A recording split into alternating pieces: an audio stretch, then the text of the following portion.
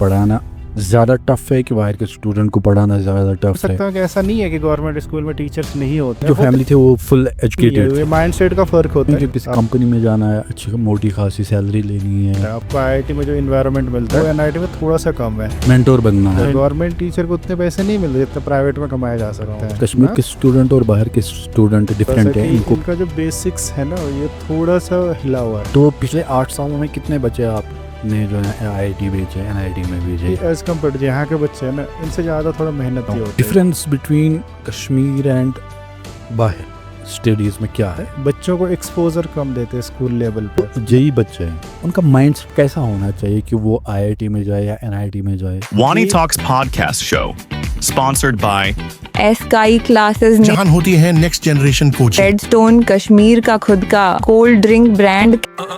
सवाल एक ठीक है 4 जवाब, नेक्स्ट लेवल चलती हैं वार्तालाप। Welcome to my podcast. अस्सलाम वालेकुम, उम्मीद करता हूँ आप सब ठीक होंगे और खैरियत से होंगे। अल्लाह आप सबको सलामत से रखे।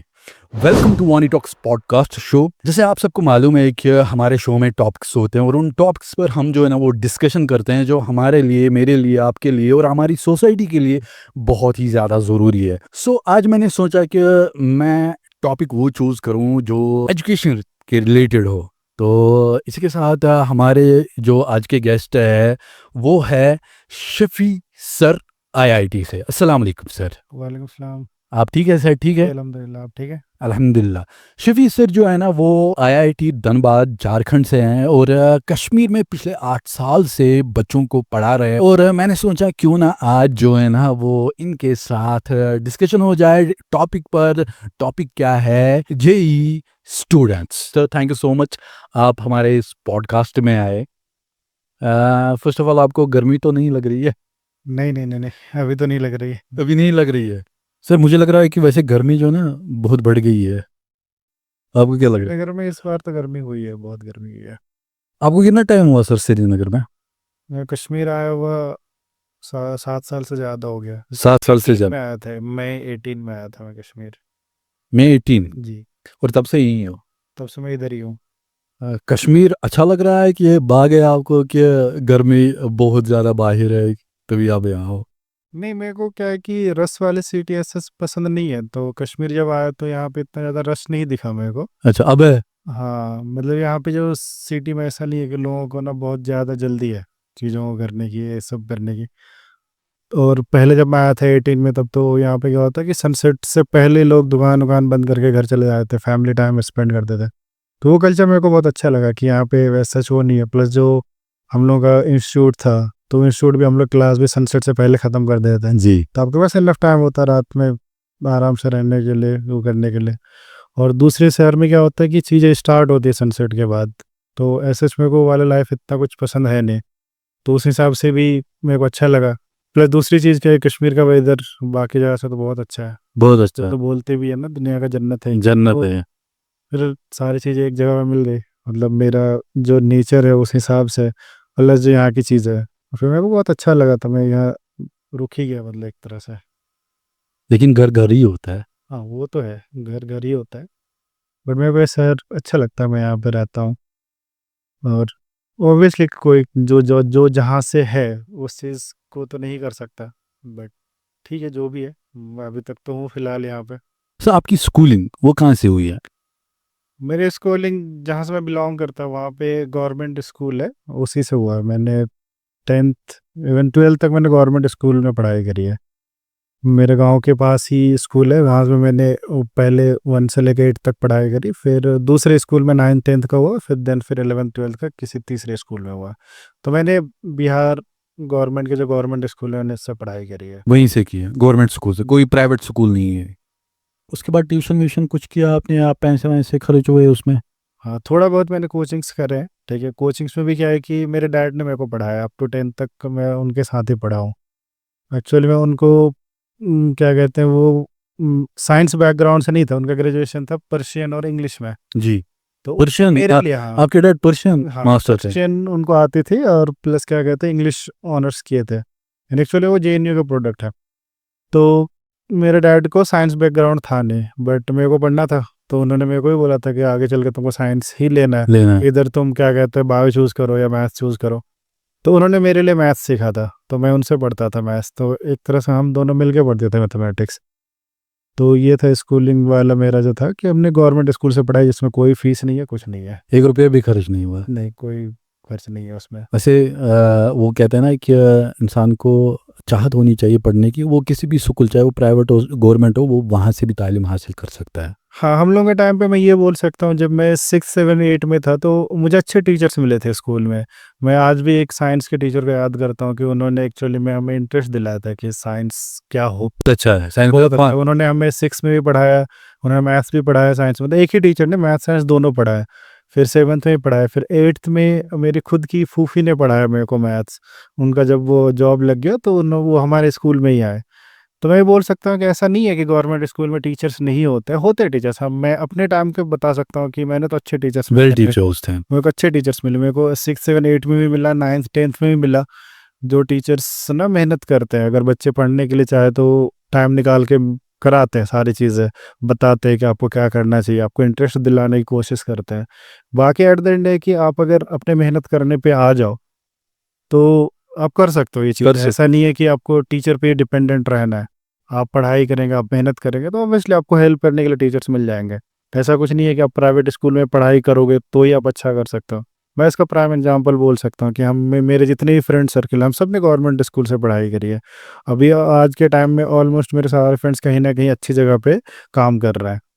तो ऐसा कुछ नहीं है, ये माइंड सेट का फ़र्क होता है। आपको अगर स्कूल गवर्नमेंट स्कूल हो चाहे प्राइवेट स्कूल हो, आपके पास अगर फैकल्टी अच्छी है, टीचर्स अच्छे हैं, सपोर्टिव फैकल्टीज़ हैं ना, आपको पढ़ाई में इंटरेस्ट दिला रहे हैं, तो आप कहीं भी से भी कर सकते हो ये चीज़। आपकी जो फैमिली थी वो फुल एजुकेटेड थी फिर? हाँ, मेरी फैमिली बैकग्राउंड में है एजुकेशन। जो मेरी फूफीज़ हैं ना, मतलब जो फादर के सिस्टर्स हैं, वो तीनों टीचर हैं। और मेरे फादर भी क्या कहते हैं जेएनयू से पढ़े हैं, और मेरे अंकल लोग भी सब ने अपने हिसाब से ग्रेजुएशन कर रखा है। तो है, मेरे वो एजुकेशन हम लोग की फैमिली में है बहुत पहले से ही। फिर आईआईटी का कैसा मतलब माइंड में आया, जेई क्रैक करना है, कि 3 इडियट्स मूवी देखकर आपको ऐसा लगा कि नहीं अब मुझे ये करना है, फन है इसमें बहुत ज़्यादा? कह सकते हैं थोड़ा बहुत तो रहता है, जो चीज़ें चल रही होती है उसके हिसाब से भी मिलता मोटिवेशन कि अच्छा ऐसा भी होता है क्या इंजीनियरिंग कॉलेज में।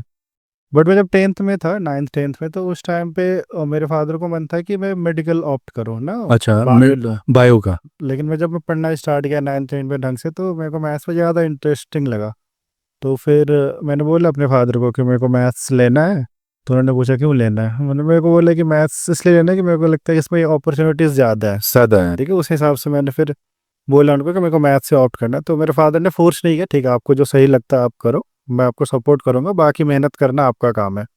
बट उस टाइम पे एसएच आईआईटी नहीं पता था, हम लोगों के टाइम पे अवेयरनेस नहीं था। मतलब ये बात हो गया 2011 2011 के आसपास, जब मैंने 10th दिया था। तो ये चीज़ उस टाइम पे इतना अवेयर नहीं था कि आईआईटी क्या होता है। बस मेरे को इतना पता था कि ऑल लेवल इंडिया में एक इंजीनियरिंग एग्जाम होती है जिससे अच्छे कॉलेजेस मिलते हैं। तो फिर मैं जब कोटा गया तब वहाँ पे पता चला कि नहीं, एक्चुअली में इंजीनियरिंग की 2 एग्जाम होती है। एक होता है जेई मेंस, उस टाइम पे एआईट्रिपल के नाम से होता था, और एक होता है आईआईटी जेई, अब जो अभी एडवांस के नाम पे होता है।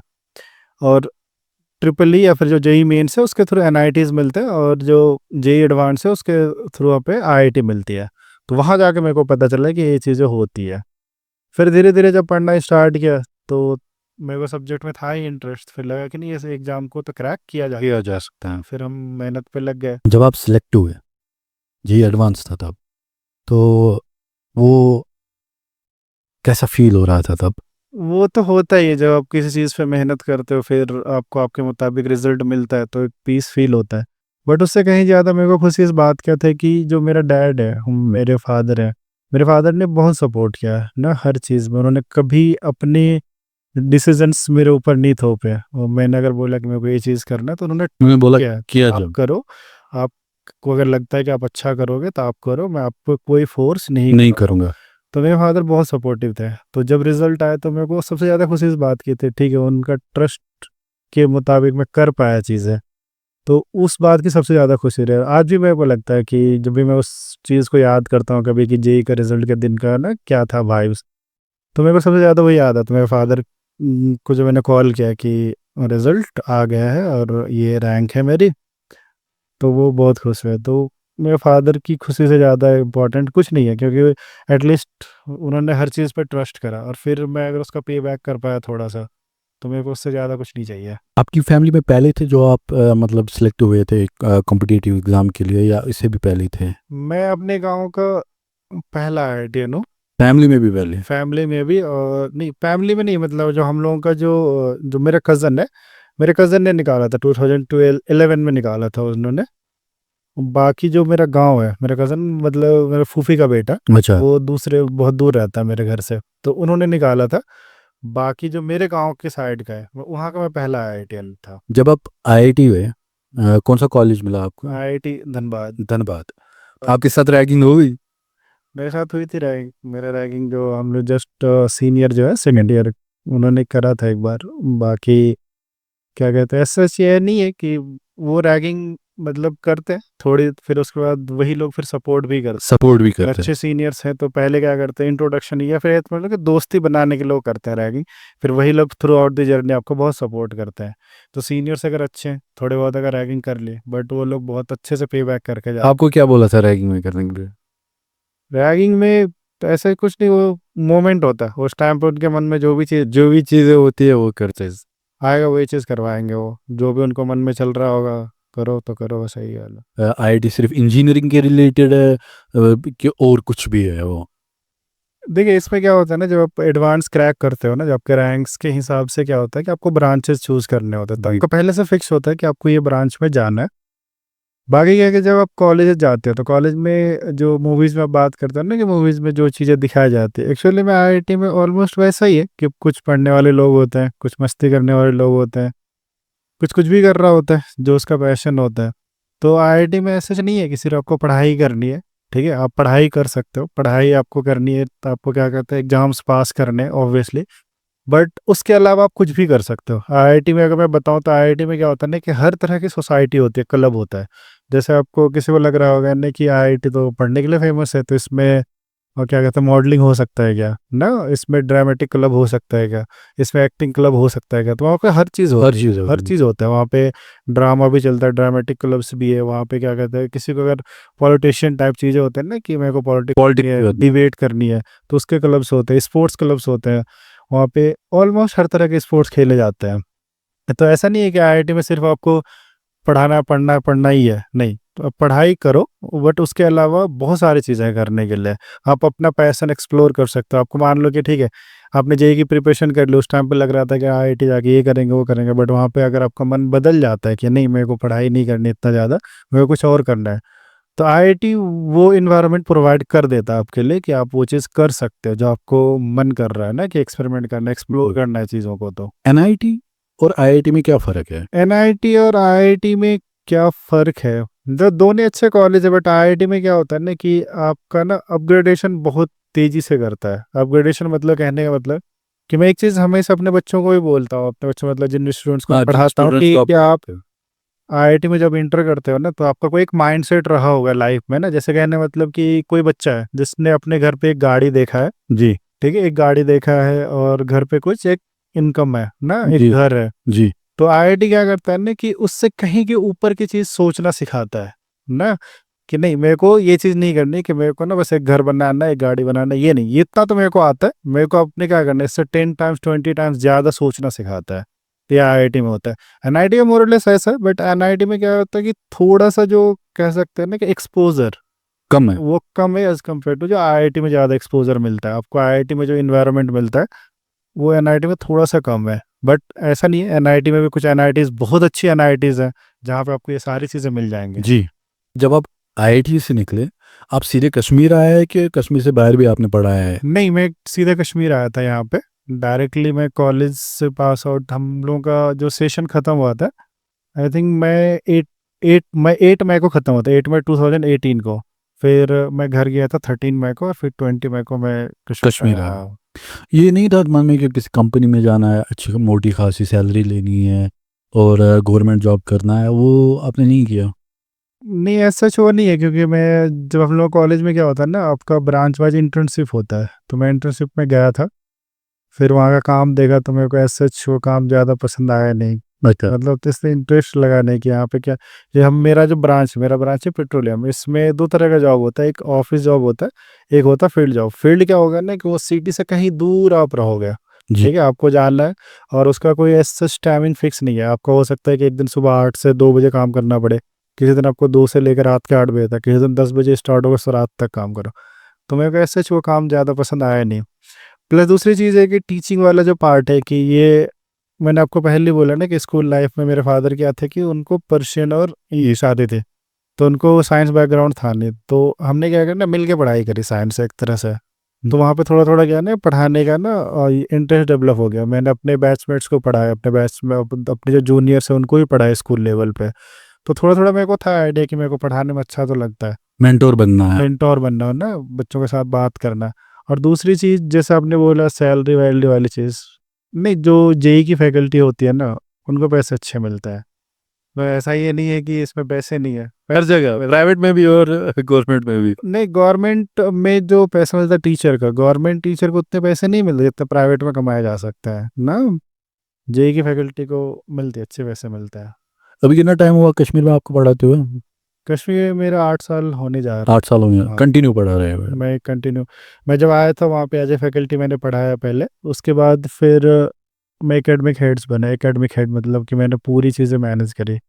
तो पिछले ऐसा समझ लो कि अब 18 ओनवर्ड्स जितने भी बच्चे कश्मीर रीजन से ना पढ़ के आईआईटी गए, उनमें से ऑलमोस्ट बच्चों को मैंने पढ़ाया है ना, उनको मेंटोर किया है। उनके पेपर्स डिसाइड करने से day to day work decide किया मैंने।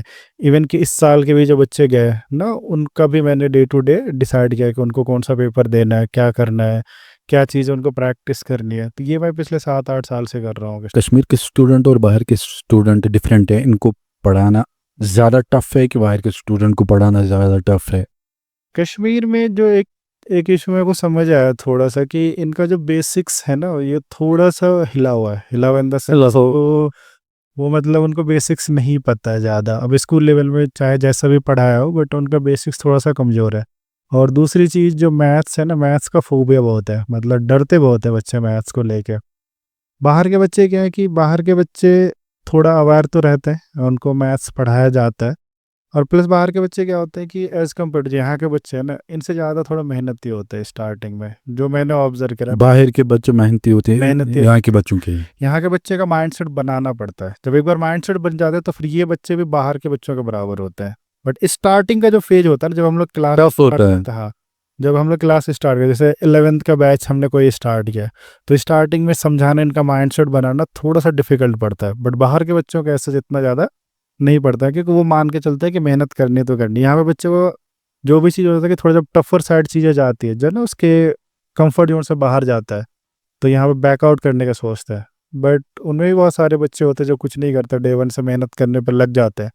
बट वही बोलने का, अगर स्टार्टिंग का फेज का डिफरेंस है, जब वो माइंडसेट बन जाता है, फिर ये बच्चे इक्वली बाहर के बच्चों की तरह होते हैं कि ये सारी चीज़ें करते हैं, वो सारी चीज़ें करते हैं। अभी आप मैथ पढ़ा रहे हो, जी, मैथ टीचर क्यों ज़्यादातर हंसते नहीं है, सीरियस होते हैं ज़्यादा? तो मैथ्स में क्या होता है कि अगर मैं बोले तो इसमें ये सब्जेक्ट इतना ज़्यादा इंटरेस्टिंग तो नहीं है।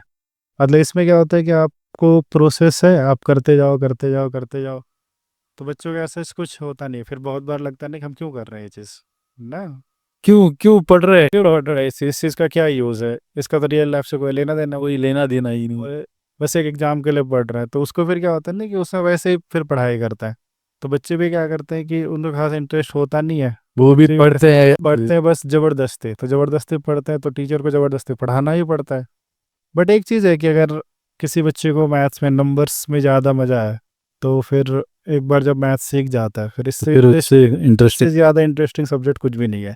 फिर आपको बहुत मज़ा आता है, फिर लगे रहते हैं बच्चे। मैंने ये चीज़ देखा है, ऑब्जर्व किया। जब मैं कश्मीर आया था स्टार्टिंग में, तो तब तो मैथ्स बिल्कुल नहीं पढ़ते थे, क्योंकि उस टाइम पे क्या होता था कि कश्मीरी बच्चों का एक माइंडसेट होता था, जो भी रीज़न था, व्हाटएवर द रीज़न, वो कश्मीर से बाहर नहीं जाना चाहते थे। तो उनको यहाँ पे एनआईटी श्रीनगर है ना, एनआईटीज़ में एक एनआईटी श्रीनगर यहाँ पे है, तो बच्चे वहीं जाना प्रेफर कर रहे थे कि मेरे को कुछ नहीं करना। तो एनआईटी श्रीनगर जाने के लिए आपको ना 300 में से उस टाइम पे 18 के टाइम पे 50-60 मार्क्स चाहिए होता। तो आपका पेपर हो रहा है 360, तब 360 का हो जाता है 18, उसके बाद फिर 300 का होने लग गया। तो आपको 80 मार्क्स चाहिए, बहुत अच्छा ब्रांच चाहिए तो 100 मार्क्स चाहिए।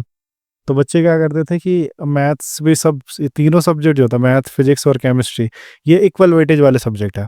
जी तो बच्चे क्या करते थे मैथ्स छोड़ देते थे कि मैथ्स पढ़ना ही नहीं है, अपने अपन फिजिक्स केमिस्ट्री अच्छे से पढ़ लेंगे, उतना अगर 40-40 स्कोर कर लिया तो 80 मार्क्स आ गए, या 50-50 स्कोर कर लिया तो 100 मार्क्स हमें कॉलेज मिल जाएगा। बट वो चीज़ मैं अब धीरे धीरे देख रहा हूँ कि वो थोड़ा सा चेंजेज आया है कि मैथ्स इंटरेस्टिंग बन रहा है। मैथ्स पढ़ने लग गया। अभी जैसे मैं लास्ट ईयर एक बैच था मेरे पास, तो उस बैच में मैंने स्टार्ट किया था, उसमें 55 के आसपास बच्चे थे। जब मेरी आखिरी क्लास हुई तो उसमें 45 बच्चे हैं, तो मेरे को ये चीज़ अच्छा लगा कि ठीक है, मतलब मैथ्स में इंटरेस्ट है। एटलीस्ट आखिरी दिन अगर आपके पास 45 बच्चे पढ़ रहे हैं, दैट मीन्स के थ्रू आउट द प्रिपरेशन उन्होंने तो मैथ्स पे वर्क करा है। तो पिछले 8 सालों में कितने बच्चे आपने जो है IIT भेजे, NIT में भेजे? मेरे पढ़ाए हुए जो बच्चे 60 to 70 बच्चे IIT गए हैं, और आई थिंक 300-400 से ज़्यादा बच्चे NITs में हैं ओह जी। और उसमें से तो अभी तो पिछले 8 साल में कोर्स हमारा क्या होता है, बीटेक का जो कोर्स हो 4 साल का होता है, उसमें तो बहुत सारे बच्चे पास आउट हो गए।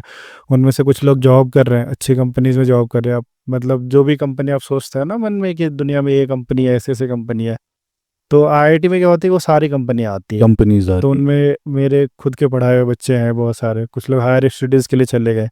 जैसे मैं अभी रिसेंटली NIT श्रीनगर गया था, तो वहाँ पे इस साल के जो बच्चे पास आउट हुए, ये लोग इंडिया के मोस्टली जो आप टियर 1 सिटीज़ देखते हो ना, कि अच्छे अच्छे सिटीज़, बेंगलोर, अच्छी कंपनी, मुंबई, उन सब कंपनी में प्लेस्ड है, इन लोग चले गए। सेकंड क्लास में ऑफलाइन पढ़ाते हो कि ऑनलाइन भी आप बच्चों को मेंटोर करते हो या कुछ भी? सपोज कि जो ऑनलाइन बच्चे होते हैं उनको दिक्कत होती है डाउट क्लियर करने में, जेई बच्चे, तो उनको भी आप गाइड करते हो कि सेकंड क्लास में सिर्फ ऑफलाइन पढ़ाते हो आप?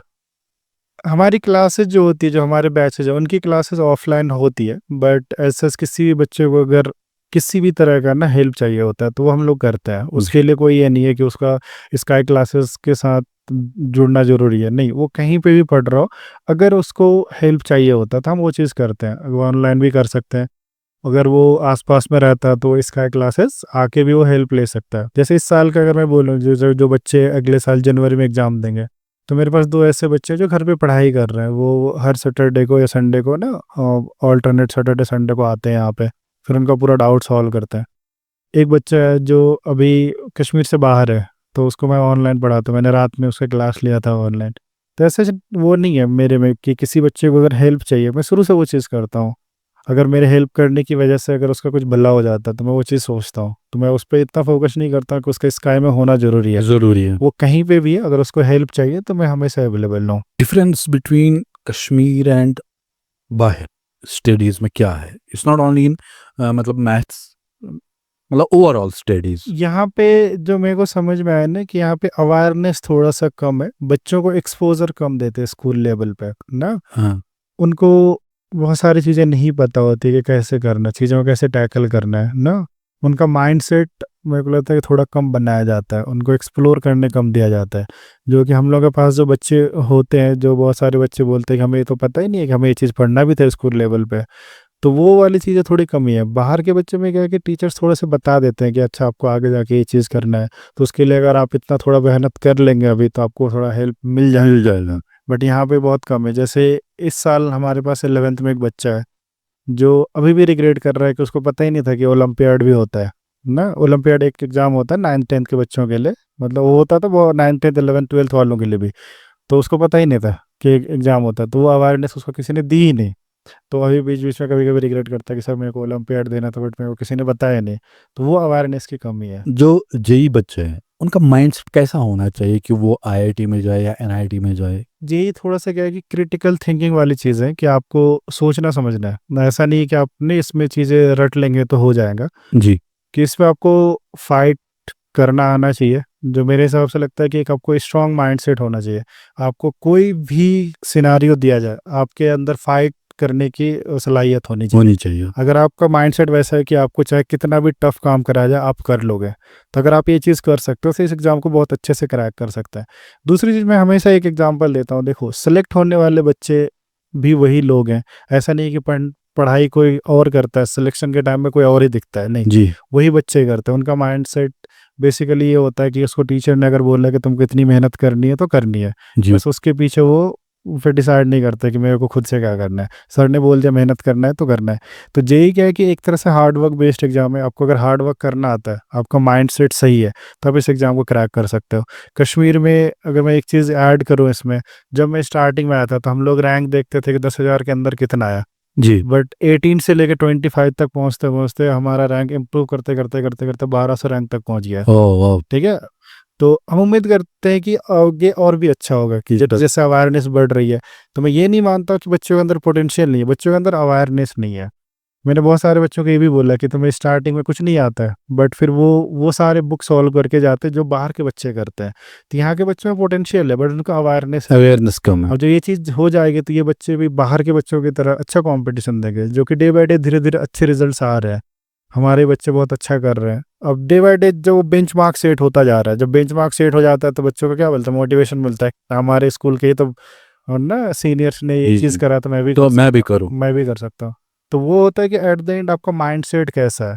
ह्यूमन माइंड जो होता है बहुत पावरफुल चीज़ है। आप जी। अगर सोचने पे आ गए तो आप बहुत कुछ कर सकते हो। बहुत कुछ सोच। तो उन बच्चों के लिए यही चीज़ है कि आप वो चीज़ करो, आप एक माइंड सेट बनाओ कि आपको इस एग्ज़ाम को क्रैक करना है। उसके लिए जो मेहनत करना है वो फैकल्टी आपको बता देगी। चलो sir, thank you so much. बहुत ही अच्छा लगा आपसे बात करके, और ख़ासकर इतनी इन्फॉर्मेशन आपने बताई जेईई के बारे में।